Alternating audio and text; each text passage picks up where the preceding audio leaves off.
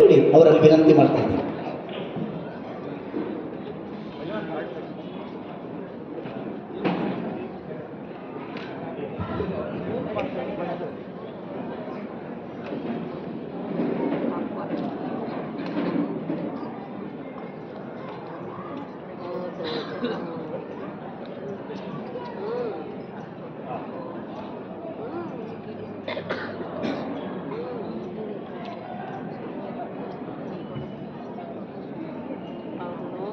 ओम नमः श्री यतिराजाय विवेकानंद सूरये सच्चित् सुख स्वरूपाय स्वामिने तापहारिणे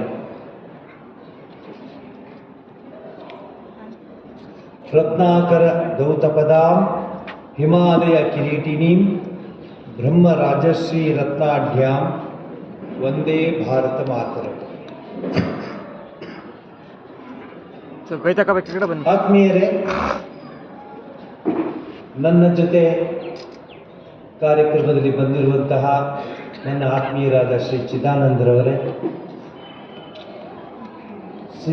ಸಿದ್ಧಗಂಗಾ ಮಠದಲ್ಲಿ ಪರಮ ಪೂಜ್ಯ ಶ್ರೀ ಶ್ರೀ ಶಿವಕುಮಾರ ಮಹಾಸ್ವಾಮಿಗಳ ನೆರಳಿನಲ್ಲಿ ಅರಳಿರುವ ಬಾಲಚಂದ್ರರು, ಹಾಗೆ ತಾಯಿಯವರು ವೈದ್ಯರು ಸೇವೆ ಸಲ್ಲಿಸ್ತಾ ಇದ್ದಾರೆ. ಹಾಗೆ ನಮ್ಮ ಶ್ರೀ ನಟರಾಜ್ ಶೆಟ್ಟರು ಕಾರ್ಯಕ್ರಮದಲ್ಲಿ ಭಾಗವಹಿಸಿ ನಾವು ಯಾವ ಕೆಲಸಗಳನ್ನ ತೆಗೆದುಕೊತೀವೋ ಆ ಎಲ್ಲ ಕೆಲಸಗಳಲ್ಲಿ ಭಾಗಿಗಳಾಗಿದ್ದಾರೆ. ಕಾರಣ ಇಷ್ಟೇ, ಟೋಟಲ್ ಯಾರೂ ಹೇಳಲಿಲ್ಲ, ಎಲ್ಲ ಛಿದ್ರವಾಗಿ ಹೇಳಿದ್ರು. ಟೋಟಲ್ಲು 4,000 ಜನ ಊಟ ಮಾಡ್ತಾ ಇದ್ದಾರೆ ತುಮಕೂರಿನ ಯೂನಿವರ್ಸಿಟಿ ಮತ್ತು ಅದಕ್ಕೆ ಸಂಬಂಧಪಟ್ಟ ಕಾಲೇಜುಗಳಲ್ಲಿ. ಸ್ವಾಮಿ ವಿವೇಕಾನಂದರು ಹೇಳಿದಾಗೆ ನವಭಾರತ ನಿರ್ಮಾಣದ ಕಾರ್ಯಕ್ರಮ ನಡೀತಾ ಇದೆ. ಇದು ಬಹಳ ಮುಖ್ಯ. ಊಟ ಇಲ್ದಿರ ಅವ್ರಿಗೆ ಪಾಠ ಹೇಗೆ ಹೋಗುತ್ತೆ ತಲೆಗೆ. ನನಗೆ ವೈಸ್ ಚಾನ್ಸಲರ್ ಕರ್ಕೊಂಡು ಹೋಗಿ ತೋರಿಸಿದ್ರು. ಹಿಂದ್ಗಡೆ ಬೆಂಚಲ್ಲಿ ಮಲ್ಕೊಂಡ್ಬಿಟ್ಟಿದ್ರು ಹೆಣ್ಮಕ್ಳು, ಗಂಡು ಹುಡುಗರು ಮಲಗಿಬಿಟ್ಟಿದ್ರು. ಯಾಕೆ ಮಲಗಿದ್ದಾರೆ ಅಂದರೆ ಗೌರಿಬಿದ್ದೂರಿಂದ 5:15 ಎದ್ದು ಬಸ್ಸಲ್ಲಿ ಬರಬೇಕು ಅವರು. ಚಿಕ್ಕನಾಯಕನಹಳ್ಳಿಯಿಂದ 5:15 ಎದ್ದು ಬಸ್ಸಲ್ಲಿ ಬರಬೇಕು. ತುಮಕೂರು ಯೂನಿವರ್ಸಿಟಿಲಿ ಸ್ವಲ್ಪ ಹಣ ಕಡಿಮೆ ಅಂತ ಬರ್ತಾ ಇದ್ದರು. ಅವರ ಸ್ಥಿತಿ ನೋಡಿ ಅವರು ನಮಗೆ ಬಂದು ಈ ಪ್ರಾರ್ಥಿಸ್ಕೊಂಡಾಗ ಸ್ವಾಮಿ ವಿವೇಕಾನಂದರು ನೆನಪಾದರು. They alone live who live for others, the rest are more dead than alive ಅಂತ ಹೇಳಿದಂಗೆ ಈ ಒಂದು ಸೇವೆಯನ್ನು ತೆಗೆದುಕೊಂಡು ಮಾಡ್ತಿದ್ದೀವಿ. ನಟರಾಜ್ ಶೆಟ್ಟರು ನಮ್ಮ ಜೊತೆ ಸದಾ ಆ ಸೇವೆಯಲ್ಲಿ ಭಾಗಿಗಳಾಗಿದ್ದಾರೆ. ಈ ನಳಂದ ಕಾಲೇಜಿನ ಅಥವಾ ಈ ಒಂದು ವಿದ್ಯಾಸಂಸ್ಥೆಯ ಮುಖ್ಯಸ್ಥರಿಗೆ ನಾನು ಇಡೀ ರಾಷ್ಟ್ರದ ಪರವಾಗಿ ಧನ್ಯವಾದನ ಅರ್ಪಿಸ್ತೀನಿ. ಅವ್ರು ನನ್ನನ್ನು ಮಾತಾಡಿಸ್ತಾ ಇದ್ರು. ಅವ್ರ ಆಫೀಸಿಗೆ ಕರ್ಕೊಂಡು ಹೋಗಿ ಯೋಚನೆ ಮಾಡಿ, ಏನು ಸ್ವಾಮೀಜಿ ಹೊಗಳ್ತಿದ್ದಾರೆ ಅವ್ರಿಗೆ ಅನ್ಕೋಬೇಡಿ, ಯೋಚನೆ ಮಾಡಿ.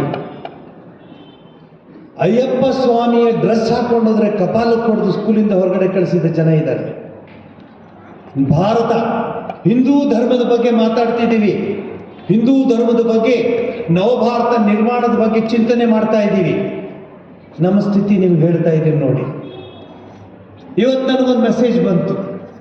ಒಂದು ದೊಡ್ಡ ವಿದ್ಯಾಸಂಸ್ಥೆಯಿಂದ, ಚಿದಾನಂದಜಿ ನಿಮಗಿದ್ದಾನೆ, ಯಾಕಂದರೆ you are going to build up a huge institution where even foreigners will come and study.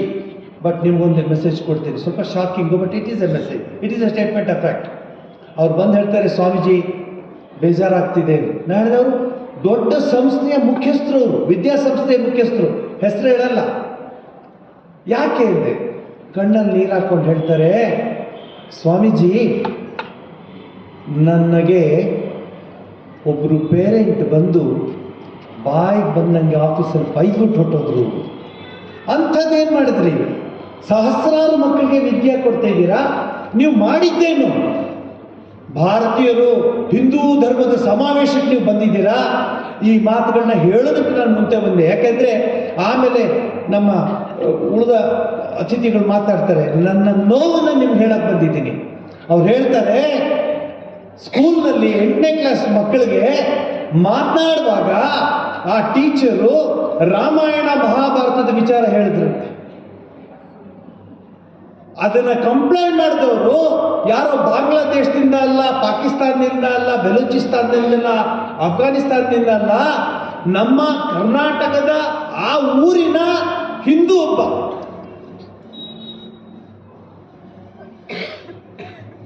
ಬಗಲ್ May high ಅಂತ, ಎಲ್ಲಿದ್ದಾನೆ ಶತ್ರು ಅಂದರೆ ಬಗಲ್ ಮೇ ಹೈ ಅಂತ. ನಾನು ಹೇಳಿದೆ ನಿಮ್ಮ ಉತ್ತರ ಏನು ಅಂತಂದು. ಸ್ವಾಮೀಜಿ ನೀವೇನು ಉತ್ತರ ಕೊಡ್ತಿದ್ರಿ? ನಾನು ಹೇಳಿದೆ ಸ್ಕೂಲೇ ಮುಚ್ಚಿಬಿಡ್ತೀನಿ, ನನಗೆ ನಿನಗೆ ರಾಮಾಯಣ ಮಹಾಭಾರತ ಬೇಡ ಅಂದರೆ ಈ ದೇಶಕ್ಕೆ ಸೇರಿದವನೇ ಅಲ್ಲ ನೀವು. You should fit. ಆ ಶಕ್ತಿ ನಿಮಗೆ ಬರಬೇಕು. ಏನ್ರಿ ಇದು? ರಾಮಾಯಣ ಮಹಾಭಾರತ ಹೇಳ್ಕೊಡ್ಬಾರ್ದು ಶಾಲೆಯಲ್ಲಿ ಅಂತ ಹೇಳುವಂಥ, ಅದು ಹೈಸ್ಕೂಲ್ನಲ್ಲಿ, ಅದು ಕರ್ನಾಟಕದಲ್ಲಿ, ಅದು ತುಮಕೂರು ಜಿಲ್ಲೆಯಲ್ಲಿ, ಈ ಶಾಲೆಯಲ್ಲಿ ಅವ್ರಿಗೆ ಹೆದರ್ಸ್ತಾರಂತೆ ಬಂದು ಪೇರೆಂಟ್ಸ್. ಯಾಕೆ ರಾಮಾಯಣ ಮಹಾಭಾರತ? ಯಾಕಂದ್ರೆ ಇವ್ರದೇ ದೊಡ್ಡ ರಾಮಾಯಣ ಮನೆಯಲ್ಲಿ, ಇವ್ರದೇ ದೊಡ್ಡ ಮಹಾಭಾರತ. ಅದನ್ನ ಹೇಳ್ಬೇಕಾಗಿತ್ತಂತೆ. ಆ ರಾಮಚಂದ್ರ, ಮರ್ಯಾದಾ ಪುರುಷೋತ್ತಮ ರಾಮಚಂದ್ರನ ಕತೆ ಬೇಡವಂತೆ, ಮಕ್ಕಳಿಗಲ್ಲ, ಪೇರೆಂಟ್ಸ್ಗೆ ಬೇಡ. ನಾನು ಯೋಚನೆ ಮಾಡಿದ್ದೆ, ಚಿದಾನಂದಜಿ ನಂಗೆ ಧೈರ್ಯ ಕೊಟ್ಟರು. ನಾನು ಯೋಚನೆ ಮಾಡಿದ್ದೆ, ಈ ನಳಂದ ಸ್ಕೂಲಲ್ಲಿ ಹಿಡಿಸುತ್ತಾರ ಹುಡುಗರು ಜನಗಳು, ನಾವೆಲ್ಲ ಭಾರತೀಯರು, ಬಲೋ ಭರತ್ ಮತಾಕಿ ಜೈ ಅಂತ ಹೇಳೋರು ತುಂಬಿಡ್ತಾರೆ. ಸ್ಥಳ ಎಲ್ಲಿದೆ ಅವ್ರಿಗೆ ಅಂತ. ಇನ್ನು 2,000 ಜನ ಕರ್ಕೊಂಬಂದ್ರು ಸ್ಥಳ ಇದೆ. ಹೇಳ್ತಾರೆ, ಈ ಇನ್ಸ್ಟಿಟ್ಯೂಟಿನ ಮುಖ್ಯಸ್ಥರು ಹೇಳ್ತಾರೆ, ಮನೆ ಮನೆಗೆ ಹಂಚಿದ್ದಾರೆ ಇನ್ವಿಟೇಷನ್, ಮನೆ ಮನೆಗೆ ಹಂಚಿದ್ದಾರೆ ಭಾರತಾಂಬೆಯ ಪಾದ ಕಮಲಗಳಿಗೆ ನಮಸ್ಕಾರ ಮಾಡಲಿಕ್ಕೆ ಬನ್ನಿ ಅಂತ. ನಾವು ಬರೋದಿಲ್ಲ, ಏನು ಬೇಜಾರು ಮಾಡ್ಕೋಬೇಡಿ. ಇಲ್ಲಿರೋರೆಲ್ಲ ಅಬೌಟ್ 80+85% ಸಿಲ್ವರ್ ಹೆಡ್ನವರು. ಅದು ನೀವೇ ನೋಡ್ಕೊಳ್ಳಿ ಯಾಕಂತ ಹೇಳಿದೆ. ನಮಗೆ ಯಾರು ಬೇಕಾಗಿತ್ತು? ಸ್ವಾಮಿ ವಿವೇಕಾನಂದರು ಬಯಸಿದ ಯುವ ಶಕ್ತಿ ಬೇಕಾಗಿತ್ತು. ಅವರೆಲ್ಲೋ ಡಾಬಾದಲ್ಲೋ ಬೇರೆ ಕಡೆ ಹೇಳೋಲ್ಲ, ನಾನು ಲಿಸ್ಟ್ ನಿಮ್ಗೆ ನನಗಿಂತ ಚೆನ್ನಾಗಿ ಗೊತ್ತು. ನಿಮಗೆ ಶಾಪಿಂಗ್ ಮಾಲಲ್ಲೋ ಅಲ್ಲೆಲ್ಲೋ ಇದ್ದಾರೆ. ಅವ್ರಿಗೆ ಬರಬೇಕಾಗಿತ್ತು. ಇವತ್ತು ಅನಘನಂತಹ ಹೆಣ್ಣು ಮಗು ಧೈರ್ಯವಾಗಿ ನಿಂತ್ಕೊಂಡು ಹರಿಕತೆ ಮಾಡ್ತಾಳೆ, ಆ ಒಂದು ಸಂಸ್ಕೃತಿ ಪರಂಪರೆ ಉಳಿಸ್ಕೋತಾಳೆ ಅಂದರೆ ಇಂಥ ಅನಘಗಳು ನಮ್ಮ ದೇಶಕ್ಕೆ ಸಹಸ್ರ ಸಂಖ್ಯೆ ಬೇಕು. ಆದರೆ ಒಬ್ಬಳು ಅವ್ರು ಪಟ್ಟಿರೋ ಕಷ್ಟ ನನಗೆ ಚೆನ್ನಾಗಿ ಗೊತ್ತು. ಅವರ ಪೇರೆಂಟ್ಸ್, ಏನು ನಿಮ್ಮ ಹುಡುಗಿ ಏನು ಮಾಡ್ತಾಳೆ? ಹರಿಕೋತೇವಲ್ಲ, ಅವ್ರದ್ದೇ ಹರಿಕತೆ. ಅವ್ರು ಧೈರ್ಯವಾಗಿ ಹೇಳಬೇಕು. ನಮ್ಮ ಸಂಸ್ಕೃತಿ ಉಳಿಸ್ಕೊಳ್ಳೋದಕ್ಕೆ ದಾಸ ಪರಂಪರೆ ಇದೆ. ಅಚ್ಯುತ ದಾಸರು ಒಂದ್ಸಲಿ ಹೇಳ್ತಾ ಇದ್ರು, ಕುವೆಂಪು ಅವರು ಹೇಳಿದ್ರು, ಕುಮಾರವ್ಯಾಸನು ಹಾಡಿದನೆಂದರೆ ಕಲಿಯುಗ ದ್ವಾಪರವಾಗುವುದು ಅಂತ ಹೇಳ್ತಾ ಇದ್ರು. ನಾನು ಅಚ್ಯುತ ದಾಸರು ಹೋಗ್ಬಿಟ್ಟು ಒಂದು ಹಾಡು ಹೇಳ್ತಾ ಇದ್ದೆ. ಅವ್ರು ಭಾಳ ಇಷ್ಟ ನನ್ನ ಕಂಡ್ರೆ. ನಾನು ಹೇಳಿದೆ, ಅಚ್ಯುತ ದಾಸರು ಹಾಡಿದನೆಂದರೆ ಕಲಿಯುಗ ದ್ವಾಪರವಾಗುವುದು ಅಂತ ಒಂದು ಹಾಡು ಕೊಟ್ಟಿದ್ದರು. 5,000 ಜನನ ಒಂದು ದಾಸರ ಒಂದು ಪ್ರೋಗ್ರಾಮ್ಗೆ ಕರ್ಕೊಂಬನ್ನಿ. ಈಗ 5,000 ಜನ ಎಲ್ಲಿದ್ದಾರೆ ಅಂತ. ಅದೇ ಯಾರೋ ಸಿನಿಮಾ ಆ್ಯಕ್ಟ್ರು ಬರ್ತಾನೆ ಅಂತೇಳಿ ರಾತ್ರಿನೇ ಬಂದು ನಿಂತ್ಕೊಂಡ್ಬಿಟ್ಟಿರ್ತಾರೆ. ಅದು 2 ಕಾಲಲ್ಲ, 1 ಕಾಲಲ್ಲ. ಈಗ ಸ್ಥಳ ಇಲ್ಲ, ಇನ್ನೊಂದು ಕಾಲ ಇಟ್ಕೊಳಕ್ಕೆ ನಿಂತ್ಕೊಂಡಿರ್ತಾರೆ. ಎಲ್ಲೋಗ್ತಿದ್ದೀರಿ ಭಾರತದ ಯುವಜನಾಂಗ? ಎಲ್ಲೋಗ್ತಿದ್ದೀರಿ ಭಾರತ? ನಲಂದ ಈ ವಿದ್ಯಾ ಸಂಸ್ಥೆ ಇವತ್ತು ತೋರಿಸ್ಕೊಟ್ಟಿದೆ. ನೀವೆಲ್ಲರೂ ಈ ಸುತ್ತಮುತ್ತ ಇರುವಂತಹ ಭಾರತಾಂಬೆಯ ಮಕ್ಕಳು ನೀವು ಬಂದು ಇವತ್ತು ಕೂತ್ಕೊಂಡಿದ್ದೀರ. ಇವತ್ತು ಭಾನುವಾರ TV ಸೀರಿಯಲ್ ರಜಾ. ಇದು ಲೇಡೀಸ್ಗೆ ಭಾಳ ಚೆನ್ನಾಗಿ ಗೊತ್ತು. ಇವೆಲ್ಲ ಯಾಕೆ ಶಬ್ದ ನಿಮ್ಗೆ ಟಿವಿಗೆ ಇಷ್ಟು ಚೆನ್ನಾಗಿ ಗೊತ್ತು ಅಂದರೆ, ನಮ್ಮ ಹಾಸ್ಪಿಟ್ಲಲ್ಲಿ ಹಾಕಿರ್ತೀವಿ, ಪೇಷಂಟ್ ನೋಡ್ತಾ ಇರಲಿಲ್ಲ. ಅದು ಏನು TV ಕತೆ ಅದು. ಅಲ್ಲಿ ಅತ್ತೆ, ಇಲ್ಲಿ ಸೊಸೆ. ಅತ್ತೆ ತಿರುಗ್ತಿದ್ದಾಳೆ, ಸೊಸೆ ತಿರುಗ್ತಿದ್ದಾಳೆ, ಢಣ್ ಢಣ್ ಢಣ ಢಣ್ ಢಣ್ ಢಣ ಎಲ್ಲ ಅದನ್ನೇ ನೋಡ್ತಾ ಇರ್ತಾರೆ. ಇನ್ನೇನು ಏನಮ್ಮ ಮಾತಾಡಬೇಕು? ಮುಂದುವರೆದಿದೆ. ಮತ್ತೆ ಏನು ಇಂಟ್ರೆಸ್ಟು, ಏನು ಅದ್ರ ಮೇಲೆ, ಅದರ ಕಿಂಚಿತ್ ಇಂಟ್ರೆಸ್ಟ್ ಭಗವಂತನ ಮೇಲೆ ಇಟ್ಟಿದ್ರೆ ಭಗವತ್ ಸಾಕ್ಷಾತ್ಕಾರ. ಎಂಥ ಸ್ಥಿತಿ ಬಂದ್ಬಿಟ್ಟಿದ್ದೀವಿ ನೋಡಿ. ನಾನು ಈ ಕಾರ್ಯಕ್ರಮಕ್ಕೆ ಅರೇಂಜ್ ಮಾಡಿದ ಎಲ್ಲ ಬಂಧುಗಳಿಗೆ, ನನ್ನ ಮುಂದೆ ಮಾತಾಡಿದಂತಹ ನನ್ನ ಆತ್ಮೀಯರಿಗೆ, ಅವ್ರು ಎಷ್ಟು ಕಷ್ಟಪಟ್ಟು ಇಲ್ಲಿ ಕೂತ್ಕೊಂಡಿದ್ದಾರೆ. ಆರೋಗ್ಯನೂ ಚೆನ್ನಾಗಿಲ್ಲ, ಆದರೆ ಆತ ಹಗಲಿರುಳು ಶ್ರಮಿಸ್ತಾ ಈ ಕಾರ್ಯಕ್ರಮ ಆಗಬೇಕು ಅಂತ. ಈ ಕಾರ್ಯಕ್ರಮ ನಿಮಗೆ ಮೆಚ್ಚಕ್ಕಲ್ಲ, ನನಗೆ ಮೆಚ್ಚಕ್ಕಲ್ಲ, ಸ್ವಾಮಿ ವಿವೇಕಾನಂದರು ಬಯಸಿದ ಭಾರತವನ್ನು ನಿರ್ಮಾಣ ಮಾಡೋದಕ್ಕೆ ಕಷ್ಟಪಡ್ತೀನಿ. ಹಾಗಂದ್ಬಿಟ್ಟು ನೀವು ಚಪ್ಪಾಳೆ ಹೊಡೆದ ತಕ್ಷಣ ನಾನೇನು ಸಂತೋಷ ಪಡ್ತೀನಿ ಅಂತ ಅನ್ಕೋಬೇಡಿ. ಎಂಥ ಸ್ಥಿತಿ ಬಂದಿದೆ ಅಂದರೆ 52 ಸೆಕೆಂಡು ನಮ್ಮ ನ್ಯಾಷನಲ್ ಆ್ಯಂಥಮ್, 52 ಸೆಕೆಂಡ್ಸ್ ಪ್ರಿಸೈಸ್ ಆಗಿ ಹೇಳಬೇಕಾದ್ರೆ. ಡೂ ಯು ಹ್ಯಾವ್ ಆ ಹುಡುಗ ನಿಂತ್ಕೊಂಡು 52 ಸೆಕೆಂಡ್ ನಿಂತ್ಕೊಳ್ಳೋಕೆ ಶಕ್ತಿ ಇದೆಯಾ ಆ ಹುಡುಗನ ಕೇಳಿ. ಮತ್ತೊಬ್ಬ ಕೂತಿದ್ರೆ ಎಬ್ಸಿ ಎದ್ದೇಳು, ನೀನು ಭಾರತೀಯ, ಭಾರತದ ಆ ಮಂತ್ರ ಇದೆ, ಮಂತ್ರ ಬರ್ತಾ ಇದೆ, 52 ಸೆಕೆಂಡ್ ನಿಂತ್ಕೊಂತ ಹೇಳೋ ಶಕ್ತಿ ಇದೆಯಾ ಕೇಳಿ. ಒಂದೇ ಮಾತನ್ನು ಹೇಳಲಿಕ್ಕೆ ಶಕ್ತಿ ಇದೆಯಾ ಕೇಳಿ. ಹೇಳ್ತೀರಾ ಕೇಳಿ. ಮೂಲತೋ ಬ್ರಹ್ಮರೂಪಾಯ ಮಧ್ಯತೋ ವಿಷ್ಣು ರೂಪಿಣಿ ಅಗ್ರತ ಶಿವರೂಪಾಯ ವೃಕ್ಷರಾಜಾಯತೆ ನಮಃ ಅಂತ ಇಲ್ಲಿ ಕೂತಿರುವಂಥ ಹಿರಿಯ ತಂದೆ ತಾಯಂದಿರು, ಅಜ್ಜಂದಿರು ತಮ್ಮ ಮೊಮ್ಮಕ್ಕಳನ್ನ ಹಿಂದಿನ ಕಾಲದಲ್ಲಿ ರಾಯರ ಮಠಕ್ಕೋ ಸತ್ಯನಾರಾಯಣ ದೇವಸ್ಥಾನಕ್ಕೋ ಅಥವಾ ಅಶ್ವತ್ಥ ವೃಕ್ಷಕ್ಕೋ ಕಳಿಸ್ತಾ ಇದ್ರು. ಎಷ್ಟು ಜನ ಕಳಿಸ್ತಾ ಇದ್ದೀರಾ ಕೈ ಎತ್ತಬೇಡಿ, ನನಗೆ ಗೊತ್ತಾಗುತ್ತೆ ನಿಮ್ಮ ಫೇಸ್ ನೋಡಿದ್ರೆ. ಯಾಕೆ ಗೊತ್ತಾ, ಕಳಿಸಿದ್ರೆ ಹಳೇ ಕಾಲದವರು, ಇವನೊಂದು ಮೊಬೈಲ್ ಇಟ್ಕೊಂಡ್ಬಿಟ್ರೆ ಹೊಸ ಕಾಲದವ್ರು. ಮಗು ಇನ್ನೂ ಗರ್ಭದಿಂದ ಹೊರಗಡೆ ಬರ್ತಿದ್ರೆ ಮೊಬೈಲ್ ಕೊಟ್ಬಿಡ್ತಾರೆ. ಆ ಸ್ಟೇಜ್ ಬಂದ್ಬಿಟ್ಟಿದೆ. ಯಾವ ಮಕ್ಕಳು ನೋಡಿ, ನಾವು ಹೋಗಿದ್ದೆ ಒಂದು ಬೆಂಗಳೂರಿನಲ್ಲಿ ಒಬ್ಬರು ಪ್ರಸಾದಕ್ಕೆ ಕರೆದಿದ್ರು. ನಾಳೆ ನೀವು ಹಣ್ಣು ತಗೋತೀನಿ, ನೀವೆಲ್ಲ ಊಟ ಮಾಡ್ತಾ ಇದ್ರು. ಇನ್ನೇನು ಊಟಕ್ಕೆ ಕೂತ್ಕೊಂಡ್ರು. ಆ ತಾಯಿ ಮಗು ಜೊತೆ ಓಡಾಡ್ತಿದ್ದಾಳೆ. ನಾಳೆ ಯಾಕಮ್ಮ, ಕೂರ್ಸಮ್ಮ ಮಗುನ, ಊಟ ಮಾಡ್ಸಮ್ಮ.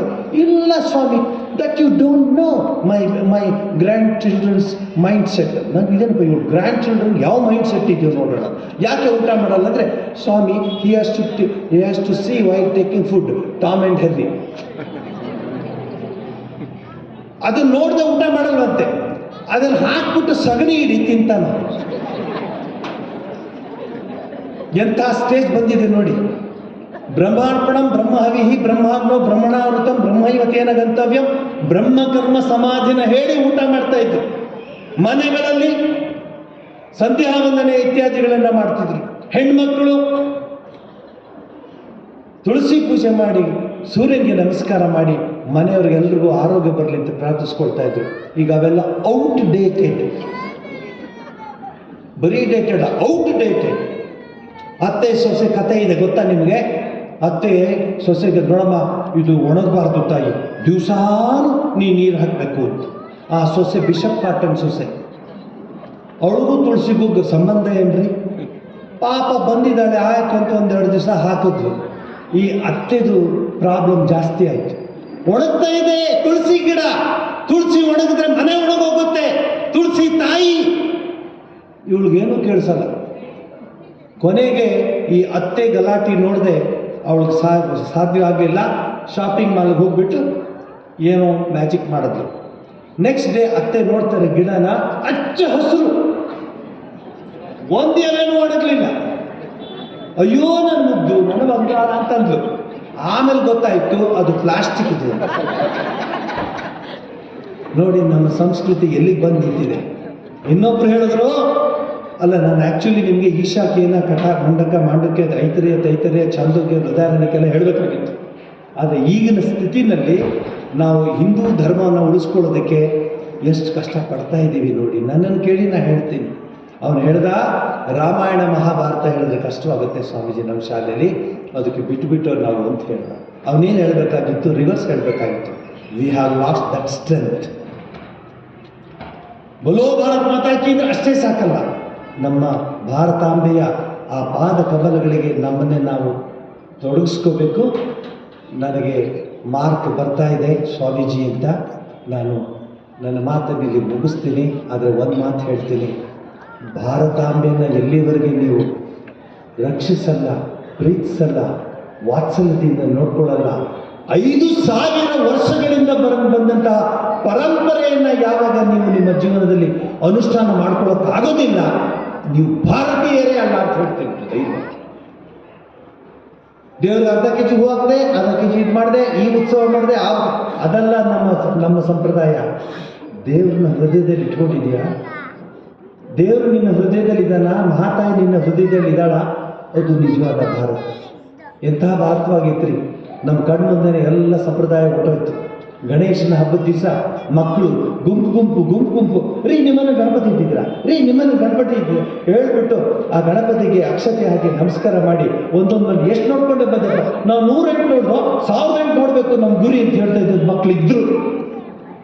ಇವತ್ತೆಲ್ಲೋದ್ರಿ ನಿಮ್ಮ ಕಣ್ಮುಂದೆನೇ ಆ ಪರಂಪರೆ ಹೊರಟೋಯ್ತು.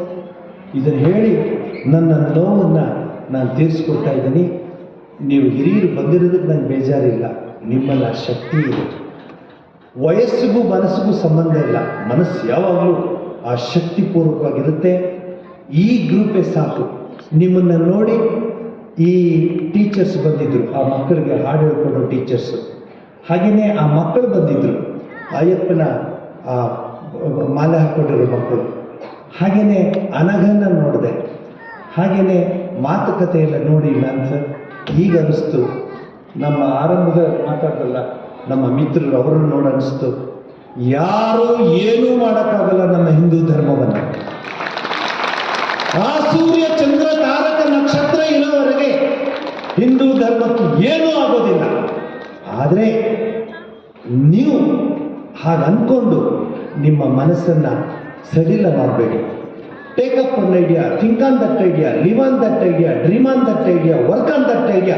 This is way to success ಅಂತ ಸ್ವಾಮಿ ವಿವೇಕಾನಂದ ಹೇಳ್ತಾರೆ. ನವಭಾರತ ನಿರ್ಮಾಣ ಮಾಡುವಂತಹ ಒಂದು ವೇದಿಕೆ ಆಗಲಿ, 3000 ವೇದಿಕೆಗಳು ಇವತ್ತು ಆರಂಭವಾಗ್ತಾ ಇದೆ ಕರ್ನಾಟಕದಲ್ಲಿ. 3000 to be precise, 3000. So let us be happy. We belong to ಈ ಪುಣ್ಯ ಭೂಮಿಗೆ, ಈ ಮಾತೃಭೂಮಿಗೆ, ಈ ಒಂದು ಪವಿತ್ರ ಭೂಮಿಗೆ ನಾನು ಸೇರಿದ್ದೀನಿ ಅಂತ ನಾನು ಪ್ರೀತಿಯಿಂದ ಹೇಳ್ಕೊಳ್ಳಿ. ಎಲ್ಲರೂ ಫಾರಿನ್ಗೆ ಹೋಗಿ ಫ್ಲೈಟಲ್ಲಿ ಇಳೀತಾರೆ, ಎಲ್ಲರೂ ಹಾರ ಹಾಕ್ತಾರೆ, ಫ್ಲವರ್ಸ್ ಕೊಡ್ತಾರೆ, ಬೊಕೆ ಕೊಡ್ತಾರೆ, ಫೋಟೋ ತಗೋತಾರೆ. ಸ್ವಾಮಿ ವಿವೇಕಾನಂದರು 4 ವರ್ಷ ಅಮೆರಿಕದಲ್ಲಿದ್ದು ವಾಪಸ್ ಬಂದಾಗ ರಾಮನಾಡಲ್ಲಿ ಸ್ವಾಮಿ ವಿವೇಕಾನಂದರು ಇಳೀತಾರೆ. ಇಳಿದ್ಬಿಟ್ಮೇಲೆ ಮೊದಲನೇ ಹೆಜ್ಜೆ ಹಾಕ್ತಾರೆ ಭಾರತದ ಮೇಲೆ. ಹೆಜ್ಜೆ ಹಾಕ್ಬಿಟ್ಟು ಉರುಳ್ತಾರೆ. ಆ ಭೂಮಿಯಲ್ಲಿ ಪೂರ್ತಿ ಉರುಳ್ಕೊಂಡು 2 ಸರಿ 3 ಸರಿ ಉರುಳ್ಕೊಂಡು ಬರ್ತಾರೆ. Swamiji, what happen? I am so happy, I have come back to my mother's place. ನನ್ನ ತಾಯಿಯ ಮಡಿಲಿಗೆ ನಾನು ವಾಪಸ್ ಬಂದಿದ್ದೀನಿ. ನಿಮಗೆ ಏನಾದರೂ ಹಾಗೆ ಅನಿಸಿದ್ರೆ ನಿಮಗೆ ನಂದೊಂದು ಸಲ ನಮಸ್ಕಾರ.